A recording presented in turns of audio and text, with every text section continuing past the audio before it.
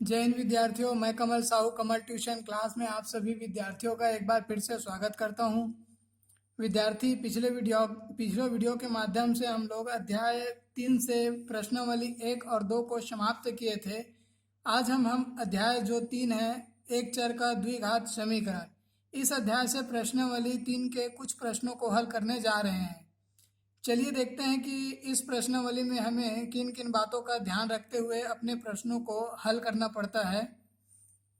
आइए शुरुआत करते हैं पहले प्रश्न से, जहां हमें कहा जा रहा है कि निम्नलिखित समीकरणों को पूर्ण वर्ग विधि से हल कीजिए। और यहाँ हमें इस प्रश्नावली में 5, 6, 7 ऐसा क्वेश्चन मिला है। जैसे उसमें से हम पहला नंबर का जो प्रश्न है, 2x का स्क्वायर प्लस x माइनस का 4 बराबर का 0, तो देखते हैं कि इन प्रश्नों में हमें किन किन बातों का सावधानी रखना पड़ता है और किस तरीके से हम सवाल को सॉल्व करते हैं। तो जब भी हमको इस प्रकार से पूर्ण वर्ग विधि से सवालों को हल करने के लिए बोला जाएगा तो हमें करना क्या है, इस चीज़ को सबसे पहले मैं क्लियर करूँगा। जैसे यहाँ शुरुआत में दिया रहेगा, प्रश्नावली बोलता है कि द्विघात समीकरण, तो जब भी हमको इस प्रकार से दो घात दिखाई देगा तब हम उसको द्विघात समीकरण कहते हैं। तो यहाँ इस प्रश्नावली में प्रश्नों को द्विघात समीकरण से हल करने के लिए हमारा सबसे पहला काम क्या है, यहाँ एक्स स्क्वायर का जो भी गुणांक दिया होगा उसी गुणांक का पूरे समीकरण में भाग करना है। ठीक है, जैसे कि यहाँ पर दिखाई दे रहा है 2, जो कि एक्स स्क्वायर का गुणांक है, तो इसी 2 का हम पूरा समीकरण में भाग दे देंगे। जब समीकरण में हम 2 का भाग देते हैं तो हमें क्या मिलेगा, समीकरण में 2 का भाग देने पर देखिए ये 2 से 2 तो कट जाएगा, फिर प्लस ये x का बट्टा 2 हो जाएगा, फिर माइनस 4 का भी बट्टा 2 हो जाएगा, बराबर का 0 बट्टा 2, जो कि 0 के बराबर ही होगा। तब हमें मिलेगा 2 से 2 कट के x का स्क्वायर हो जाएगा वो, फिर प्लस x बटा 2 अपने स्थान पे, और जब हम 4 बटे 2 को काटते हैं तो 2 एकम 2, 2 दूनी 4, तो ये बन जाएगा 2 बराबर 0। तो इस तरीके से हमें समीकरण मिलेगा। तो एक बार फिर से रिपीट कर देता हूँ, सवालों को हल करने के लिए चाहे कोई भी प्रश्न मिले, अगर हमारे पास यहाँ पर x का स्क्वायर का जो भी गुणांक होगा उसी गुणांक को हमें इन सवालों पे सबसे पहले हटाना है। यही हमारा पूर्ण वर्ग विधि को हल करने का सबसे पहला कार्य है। तो उसे हमने 2 दिया है तो हम 2 का भाग दे दिए, समीकरण में 2 हट गया।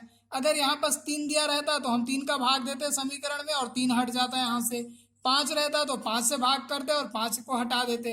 तो सबसे पहले हमारा काम यही है कि हम यह जो एक्स स्क्वायर का गुणांक है इसको यहाँ से हटाएंगे। तो चलिए, हटा देने के बाद हमें समीकरण मिल गया एक्स का स्क्वायर प्लस का x बटा 2 माइनस 2 बराबर का 0। अब दूसरा काम क्या होता है, एक्स स्क्वायर से हम उसका गुणांक हटा लिए, अब हमें ये जो x है इसे 2x के रूप में लिखना है। तो चलिए, यहाँ पर आप लोग देख रहे हैं एक्स स्क्वायर प्लस 2x। जब भी आपको यहाँ से पहला चीज को हटाना है, जो भी गुणांक रहेगा उनको, दूसरा काम है ये जो x दिखाई दे रहा है इनको किसी भी तरीके से हमें 2x बनाना है। तो यहाँ पर जब मैं इसको 2x बनाऊंगा, जबकि वो था x बटा 2, उन्हें मैं 2x के रूप में बना रहा हूँ, तो मुझे गुणा इसमें करना पड़ गया 1 बटा 4 का। ऐसा क्यों? क्योंकि जब 2 यहाँ आएगा गुणा के रूप में तो 2 बटा 4 हो जाएगा, और 2 एकम 2, 2 दूनी 4, तो कुल मिला करके x का गुणा 1 से हो जाएगा और उसका बटा 2 हो जाएगा। ये 2 से ये 4 2 बार में कटेगा, तो कुल मिला करके x बटा 2 ही ये बनेगा। इस तरीके से हमें अपना थोड़ा सा दिमाग लगाना है और इसको 2x के रूप में बदलना है। फिर माइनस 2, ये तो अपने स्थान पे है, बराबर का 0। इसके बाद क्या करेंगे, तब हमें मिल गया एक्स स्क्वायर प्लस 2x गुणा 1 बटा 4। ठीक है, और इस माइनस 2 को हम पक्षांतर कर दिए तो ये बन गया हमारे पास पक्षांतर होकर के प्लस का 2। अब जो 2x का गुणांक है, यहाँ जैसे कि आप लोग देख पा रहे हैं 2x का जो गुणांक है वो है 1 बटा 4। तो जो 2x का गुणांक है 1 बटा 4, इस 1 बटे 4 का वर्ग करके दोनों पक्षों में जोड़ने पर, जब हम इसको दोनों पक्षों में जोड़ेंगे, जैसे एक्स स्क्वायर प्लस 2x गुणा 1 बटा 4, ये तो अपने स्थान पे है, अब इस समीकरण में इस साइड पे हमने 1/4 का स्क्वायर करके जोड़ दिए, तो हमें दूसरे साइड में भी जोड़ना पड़ेगा 1/4 का स्क्वायर को। इस तरीके से आगे बढ़ते हैं। एक्स स्क्वायर प्लस 1/4 का होल स्क्वायर होगा। क्यों? क्योंकि a का square plus 2ab plus b का स्क्वायर, ये कहाँ पर से मिलता है? हमें मिलता है a प्लस b के होल स्क्वायर पे। तो इसी सवाल पे सर्व समीका में हमें इनको सेट करना होता है। यही कारण है कि हम इसको इस तरीके से लिखे हैं कि a का स्क्वायर प्लस b का स्क्वायर और 2ab, इस तरीके से हमें जमाने के लिए ही हमें इस प्रकार का कार्य करना पड़ता है इस पूर्ण वर्ग विधि वाले प्रश्नों पे। तो हमने किया x प्लस 1/4 का स्क्वायर, जो कि इतना को देखने से आसानी से हमारे हाई स्कूल के कोई भी विद्यार्थी आराम से समझ सकते हैं। फिर बराबर का है 2 प्लस 1/4 पूरे का घात 2। तो इस तरीके से हमने इतना का मान रख लिया x प्लस 1/4 पूरे का स्क्वायर बराबर, ये यहाँ से 2 हो गया, फिर प्लस 1/4 का अगर स्क्वायर करेंगे तो 1 का स्क्वायर 1 और 4 का स्क्वायर 16 बन जाएगा। इस तरीके से अब इन्हें जब हम हल करेंगे तो ये लेफ्ट साइड को कुछ नहीं किए, x प्लस 1/4 पूरे का स्क्वायर बराबर, जब 16 दूनी 32 और 1 33, तो दोनों मिलाकर के हो जाएगा 32 प्लस 1 33, 33/16, दोनों का लघुत्तम निकाल आएगा 16। अगर परमेय संख्या के रूप में हल करेंगे तो इसी तरीके से करेंगे। तो अगर आप डायरेक्ट कर सकते हो तो 16 दूनी 32 और 1 33/16 के रूप में भी इसको डायरेक्ट सवाल को हल कर सकते हो। एक बार फिर से बता दूं, 16 दूनी 32 और 1 33, 33/16, और ये हमारा लेफ्ट साइड जो है x प्लस 1/4 का होल स्क्वायर, इनको हमें कुछ नहीं करना है। अब जब ये जो स्क्वायर को हम अगर पक्षांतर करते हैं तो स्क्वायर पक्षांतर होकर के इस प्रकार से वर्गमूल बनाता है। ठीक है, तो ये हो जाएगा x प्लस 1/4 बराबर का √33/16। अब इसके बाद हमें x का मान निकालना है, इसलिए x बराबर, इनको अलग अलग में कर दिया √33 और √16 के रूप में। फिर जब हम प्लस 1/4 को पक्षांतर करेंगे तो वो माइनस का 1/4 हो जाएगा। अब यहाँ से ये जो वर्गमूल है, इन वर्गमूल का जो मान है उसको हम धनात्मक लेते हैं। तो x बराबर, अब ये जो 33/16, 33 को वर्गमूल तो नहीं निकलता और 16 का निकल आएगा 4, माइनस का 1/4। हमारा आधार अगर समान रहता है तो हम ऊपर वाला जो अंश है उनको डायरेक्ट काम करते हैं। तो 33 में माइनस करना है 1, तो 33 माइनस का 1/4। यदि हमने इसका मान धनात्मक लिया, जो वर्गमूल के अंदर में है उसका मान अगर धनात्मक लिया, तो हमारा उत्तर निकल के आता है √33 माइनस का 1/4। और यही काम अगर हम ऋणात्मक में लेंगे कि ऋण33/4 के रूप में, तो ये ऋण33 पक्षांतर हो जाएगा, सॉरी साइड में चेंज हो जाएगा और धन वाला आ जाएगा सामने में। तो एक बार x का मान आ जाएगा माइनस का 1 धन 33/4। ठीक है, हम इसको भी चेंज करके इसको लिखे हैं, माइनस का 1 सामने रख दिए, फिर प्लस में है 33/4। दूसरा काम है, अगर हम इसका मान ऋणात्मक में लेते हैं तो ये ऋण33/4 है, फिर माइनस का 1/4। अब दोनों का लघुत्तम समान है 4, तो ऊपर में हम लिख सकते हैं ऋण1 माइनस का ऋण33/4। तो इस तरीके से हमें पहला एक आंसर मिलेगा और एक आंसर दूसरा मिलेगा। तो 2 आंसर मिलता है पूर्ण वर्ग विधि के सवालों पे। उम्मीद करता हूँ इतना सवाल को आसानी से आप लोग हल कर पाएंगे। एक बार फिर से देख लेते हैं इन सवाल को। सवाल नंबर 4 से है इसी प्रश्न में। अब यहाँ x का गुणांक हमें दिया नहीं है, तो भाग करने वाला जो हमारा कार्य था वो तो पहले ही समाप्त हो चुका है। हमारा काम है ये x से इनको 2x के रूप में बदलना। तो जब हम इसको 2x के रूप में बदलेंगे तो x का स्क्वायर माइनस 2x। अब ऐसा क्या करें कि हमारा ये जो मान है वो परिवर्तित ना हो, तो 4 वर्गमूल 2 होना चाहिए। तो 2 से 2 का गुणा करने से 4 हो जाएगा और साथ में वर्गमूल 2, तो 2 वर्गमूल 2 के रूप में उसको गुणा के रूप में बदल गए। बराबर का है ये प्लस 6 पक्षांतर होके माइनस का 6। अब जैसे कि 2x का गुणांक है, इनका स्क्वायर करने से हमें दोनों साइड में जोड़ना होता है, उन्हें हम लिख दिए 2x का गुणांक 2 वर्गमूल 2 का वर्ग कर दोनों पक्षों में जोड़ने पर, जब हम इसको इस प्रकार से दोनों पक्षों में जोड़ेंगे तब ये हमारा फिर से किसी न किसी सर्वसमीका में जा करके सेट होगा। तो ये जो हमारा सर्वसमीका होता है माइनस कब आता है, जब a माइनस का b होता है और उसका होल स्क्वायर, तब आता है यहाँ पास माइनस। तो a का square minus 2ab plus b का स्क्वायर, ये कब होता है, a माइनस b के होल स्क्वायर के पास। तो उसको हम रख दिए a माइनस का b का होल स्क्वायर। तो a के जगह में है x और b के जगह में है 2 वर्गमूल 2 और इन पूरे का स्क्वायर बराबर यहाँ से -6 और प्लस। जब इनको हम सॉल्व करते हैं तो ये जो स्क्वायर है वो 2 के लिए भी है, तो 2 दूनी हुआ वो 4 और इसका गुणा 2 का वर्गमूल 2 का स्क्वायर 2 बन जाएगा, तो 4 दूनी 8, इसलिए यहाँ पास -6 प्लस का 8 बना हुआ है।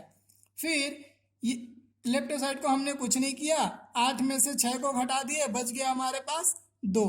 अब ये जो वर्ग है इनको हम पक्षांतर करते हैं तो यहाँ हमें प्राप्त होता है वर्गमूल के रूप में। तो ये हो जाएगा x माइनस 2 वर्गमूल 2 बराबर वर्गमूल 2। तो ये जो 2 है वो वर्गमूल 2 के रूप में बदल गया स्क्वायर के पक्षांतर करने से। फिर हम जब इस स्क्वायर का मान अगर धनात्मक में लेंगे, x बराबर वर्गमूल 2 और ये -2 वर्गमूल 2 जो है वो पक्षांतर होकर के प्लस वर्गमूल 2 बना। तो धनात्मक में अगर हम ये वर्गमूल 2 का मान लेंगे तो ये वर्गमूल 2 और 2 वर्गमूल 2 दोनों मिला करके बन जाएगा 3 वर्गमूल 2। इस तरीके से अगर हम ऋणात्मक में अगर लेते हैं तो ये हमारा ऋण में आ जाएगा और 2 वर्गमूल 2 पक्षांतर होकर धनात्मक बन रहा है, तो 2 में से 1 तो घटाएंगे तो हमारे पास बच जाएगा 1। इस तरीके से पहला आंसर एक ये मिलेगा और दूसरा आंसर ये मिलेगा। तो 2 आंसर हमें इस प्रकार के प्रश्नों में प्राप्त होता है। बढ़ते हैं अगले प्रश्न की ओर। प्रश्न नंबर दूसरा, जहां हमें इस प्रकार का सवाल दिया है √7 प्लस उसका √7 प्लस उसका √7, इस प्रकार से डेस डेस डेस अनंत तक जा रहा है, इसको हमको हल करना है। तो ऐसे प्रश्न में माना कि x के बराबर में ये सभी हैं और जब ये सभी हैं तो x बराबर वर्गमूल 7 प्लस का x। अब दोनों पक्षों में वर्ग करने पर तो किसी भी समीकरण में हम वर्ग कर सकते हैं, गुणा कर सकते हैं या भाग कर सकते हैं, इस चीज का हमें आजादी होता है। तो यहाँ पर हमने दोनों पक्षों में वर्ग कर दिए। तो x का स्क्वायर अपने जगह पे बराबर, अब ये पूरे का वर्ग एक साथ है तो 7 अंडर रूट में आ जाएगा उसका स्क्वायर। तो यहाँ से स्क्वायर स्क्वायर हो गया, वर्गमूल और स्क्वायर दोनों आपस में कट जाता है तो दोनों कट गया, बच गया हमारे पास x प्लस का 7। अब इसको जब हम पक्षांतर किए तो x का स्क्वायर माइनस x माइनस 7 बराबर का 0। फिर वही कार्य है हमारे पास यहाँ कि हम x का -7 को पक्षांतर किए प्लस 7 बन गया, -x दिख रहा है, इसको हम 2x के रूप में जब तोड़ेंगे तो 1/2 का गुणा करना पड़ेगा। क्यों? क्योंकि यहाँ से 2 से 2 कट जाएगा और x का गुणा हो जाएगा 1 से, x एकम 1। ठीक है, तो इस प्रकार से हमें तोड़ना होगा, थोड़ा सा दिमाग लगाना है कि 2x के रूप में भी उसको बदलें और उसका मान भी हमारे पास यही x प्राप्त हो। अब देखते हैं 2x का गुणांक 1/2 दिखाई दे रहा है, इसका वर्ग करके दोनों पक्षों में जोड़ने पर, जब दोनों पक्षों में जोड़ेंगे इस प्रकार से 1/2 का स्क्वायर और 1/2 का स्क्वायर इस साइड भी। ठीक है, तो फिर से हमें यहाँ पास माइनस दिखाई देता है और जो माइनस होता है वो a माइनस का b का होल स्क्वायर होता है। तो इसी रूल में हम लोग इसको जमा दिए, x माइनस का a के जगह में है x और b के जगह में 1/2, तो इनका होल स्क्वायर हो गया बराबर ये 7, 1 का स्क्वायर 1 और 2 का स्क्वायर 4, 4 7 28 और 1 29, इसलिए यहाँ पर सीधा 29/4 दिखाई दे रहा है आप लोगों को। फिर 29 अब ये जो स्क्वायर है उसको पक्षांतर करते हैं तो पूरे का ये वर्गमूल बनाएगा। ठीक है, अब ये माइनस का 1/2 पक्षांतर हो जाएगा तो वो हो जाएगा प्लस के रूप में। अगर हम वर्गमूल का मान धनात्मक में लेते हैं तो 29 का वर्गमूल नहीं निकला और 4 का वर्गमूल आता है 2। नीचे नीचे अगर हमारा समान रहता है तो उनको एक बार लिखते हैं और ऊपर को अगर जोड़ना है तो जोड़ देते हैं, घटाना रहता है तो घटा देते हैं। इस तरीके से x बराबर में 1 धन वर्गमूल 29/2 ये पहला मान प्राप्त हो जाएगा। यही वर्गमूल का मान यदि हम ऋणात्मक में लेते हैं तो यहाँ पास हमारा ऋण आ जाएगा, ठीक है। और ऋण 29/2 पक्षांतर होकर के 1/2 जो बना है, तो फिर से नीचे हमारा हर समान है, इसलिए लिख लेंगे -29 और प्लस का 1, तो प्लस का 1 सामने में रख दिए, -29 को बाद में। तो इस तरीके से दूसरा मान हमारा 1 माइनस वर्गमूल 29/2 प्राप्त हो जाएगा। बढ़ते हैं तीसरे प्रश्न की ओर, जहां हमें समीकरण भी बनाना है और समीकरण बना करके उसे हल भी करना है। तो हमारा प्रश्न नंबर तीसरा कहता है, दो क्रमगत प्राकृत संख्याओं के वर्गों का योग 85 है, संख्याएं ज्ञात कीजिए। चलिए मान लेते हैं कि माना हमारा पहली प्राकृत संख्या x है, तब क्रमगत दूसरी प्राकृत संख्या x धन 1 होगा। ऐसा क्यों हुआ? अगर मान ले जाए हम कोई संख्या मान लेते हैं 7, तो अगली संख्या क्या हो जाएगा 8, मतलब कि 7 प्लस का 1। इस तरीके से हमारा अगली संख्या प्राप्त हमें हो जाता है। तो इसी कड़ी में हमने माना पहली संख्या x और दूसरी संख्या x धन 1। प्रश्न कहता है कि दोनों के वर्गों का योग 85 है, इसलिए इनके भी वर्ग और इनका भी वर्ग का योग हो जाएगा 85। अब इसे हम सॉल्व करते हैं, तो ये हमारा हो जाएगा x का स्क्वायर प्लस a का स्क्वायर प्लस b का स्क्वायर प्लस 2 गुणा a गुणा b, ठीक है, और बराबर का 85। तो इस तरीके से x और x को जोड़ने से 2x हुआ, और ये हमारा 2 और x का गुणा हो गया 2x, और 1 का स्क्वायर हो जाएगा प्लस का 1 बराबर का 85। अब हमारा 85 पक्षांतर हो गया, तो 2x प्लस का 2x का स्क्वायर प्लस 2x और प्लस 1 माइनस का 85 बनेगा बराबर का 0। फिर हम 85 में से 1 को घटाएंगे तो 2x प्लस 2x का स्क्वायर प्लस 2x माइनस का 84 हमें प्राप्त हो जाएगा बराबर का 0।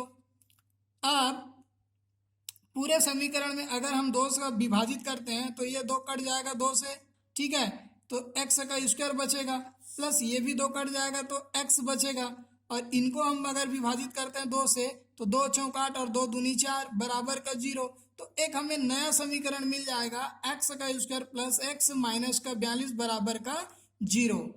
अब जैसा कि हमें मालूम है इस प्रश्न में तो हमें कहा नहीं गया है कि पूर्ण वर्ग विधि से बनाओ, तो हम इस प्रश्न को गुणनखंड विधि से भी बना सकते हैं तोड़ करके।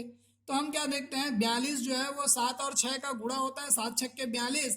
हर बार मैं आप लोगों को तोड़ करके नहीं बताऊंगा, इस बार डायरेक्ट सवाल को हल कर रहा हूँ। तो यहाँ 42 जो है वो 7 और 6 का गुणा होता है, और अगर 7 में से 6 को माइनस करेंगे तो हमें बीच का जो संख्या प्राप्त होता है 1, वो प्राप्त हो जाएगा। तो x का स्क्वायर प्लस का 7x माइनस का 6x माइनस 42 बराबर का 0, ठीक है। तो हमें प्राप्त हुआ है x का स्क्वायर प्लस का 7x माइनस का 6x माइनस का 42 42 बराबर का 0। तो यहाँ से हम इन दोनों में से कॉमन निकाल लिए x को, तो अंदर बचा x प्लस का 7, यहाँ से हमारा कॉमन निकल गया, माइनस दिखाई दे रहा है तो माइनस हुआ, 6 निकल गया, तो अंदर में बचा x प्लस का फिर से 7 बराबर का 0। तो दो कोष्टक को एक बार लिखते हैं, x प्लस का 7 और दूसरा कोष्टक में हो जाएगा x माइनस का ये 6 बराबर का 0। इस तरीके से तो इसका मान अगर 0 के बराबर रखते हैं तो एक बार हमारा उत्तर माइनस का 7 आएगा, और यहाँ पर से 0 का मान रखते हैं तो x बराबर का 6 आएगा। अब चूंकि x का मान ऋणात्मक तो हो नहीं सकता, इसलिए धनात्मक 6 को मानेंगे। अतः हमारा यही पहली संख्या है जो कि है 6, और दूसरी संख्या जो है क्रमगत 6 प्लस का 1 बराबर का 7। तो दूसरी संख्या हमें 7 मिल जाएगा। बढ़ते हैं प्रश्न नंबर 4 की ओर, जहां बोला गया दो क्रमगत प्राकृत संख्याओं का गुणनफल 20 है, संख्याएं ज्ञात कीजिए। अब माना कि पहली संख्या हमारा x है, तो क्रमगत दूसरी संख्या क्या होगा x प्लस का 1। अब प्रश्न बोलता है कि दोनों का गुणनफल 20 है, इसलिए x का गुणा पहली संख्या का गुणा हमने दूसरी संख्या से जब किया तो हमारा मान 20 आना चाहिए। तो ये हमें प्राप्त हो जाएगा x का स्क्वायर प्लस का x बराबर का 20। तो ये समीकरण मिलता है, और इस समीकरण को फिर से जब हम बनाएंगे तो x का स्क्वायर प्लस का x फिर माइनस का 20 बराबर का 0। 20 जो है इस x को हम अगर तोड़ेंगे जिनका गुणा 20 भी होना चाहिए, तो x का स्क्वायर प्लस का 5x माइनस का 4x, 5 और 4 का गुणा 20, 5 में से 4 को घटाए 1 बचा, फिर माइनस का 20 बराबर का 0। इन दोनों में कॉमन निकला x, तो अंदर बचा x प्लस का 5। इन दोनों में से कॉमन निकला माइनस का 4, यहाँ माइनस है तो माइनस रख लिए, 4 है तो 4, x प्लस का 5 बचा बराबर का 0। तो दो कोष्टक एक बार लिखते हैं, x प्लस का 5 बच गया x माइनस का 4, तो x माइनस का 4 हो गया दूसरे कोष्टक में बराबर का 0। ठीक है, फिर आगे बढ़ते हैं। x का मान अगर 0 रखते हैं, x प्लस 5 का मान अगर 0 रखते हैं तो x बराबर मान यहाँ से -5 होगा, और यहाँ से x बराबर हमारा मान प्राप्त होगा 4। तो माइनस तो कभी होता नहीं है, प्लस मान सही मानेंगे, इसलिए हमारा जो पहली संख्या है वो हो जाएगा 4, और दूसरी संख्या होता है x प्लस का 1, मतलब 4 प्लस 1 बराबर का 5, तो दूसरी संख्या हो जाएगा क्रमागत 5, हमारा दूसरी संख्या 5 हो जाएगा। चलिए पांचवें प्रश्न को देखते हैं। प्रश्न नंबर 5वां, ये हमारे पास दो संख्याओं का योग 48 है। अब दो संख्याओं का योग 48 है, तो हमने पहली संख्या और प्लस दूसरी संख्या का योग किया तो 48 प्राप्त होना चाहिए।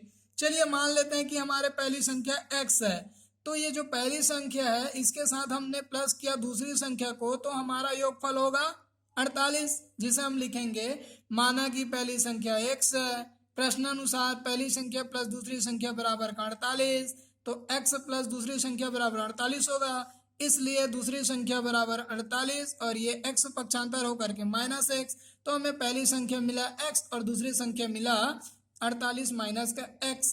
फिर प्रश्न कहता है कि दोनों संख्याओं का गुणनफल 432 है, इसलिए प्रश्नानुसार दोनों का गुणनफल बराबर का 432। तो हमने पहली संख्या और दूसरी संख्या का गुणा किया, और जो कि बराबर होना चाहिए 432 का। x और 48 का गुणा 48 माइनस का x और x का गुणा x का स्क्वायर बराबर 432। अब यहाँ से पूरे समीकरण में, क्योंकि हमको x का स्क्वायर को प्लस में लेना है, तो -1 का गुणा हम समीकरण में करेंगे, तो ये हो जाएगा माइनस वाला प्लस, प्लस वाला माइनस, और 432 जो है वो भी माइनस हो जाएगा। फिर 432 को अगर पक्षांतर करते हैं तो वो प्लस में बदल जाएगा बराबर का 0।